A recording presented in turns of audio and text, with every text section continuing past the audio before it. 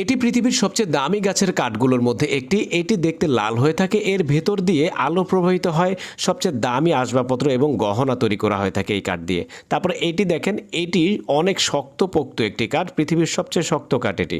তারপরে এই গাছের কাঠটি দেখেন একেবারে মাংসর টুকরোর মতো, ভেতরটা অনেকটা গরুর মাংসের মতো। তারপরে এই কাঠটা দেখেন, এইটা একেবারে ব্যতিক্রম ধরনের, ভিতরে কালো কুচকুচে কাঠ। তারপরে এইটা দেখেন, এই গাছের ছালটা হয়ে থাকে একেবারে মনে হচ্ছে পুড়ে ছাই হয়ে গেছে। এই গাছের কাঠটা দেখেন, এটা একেবারে সোনালী কালারের।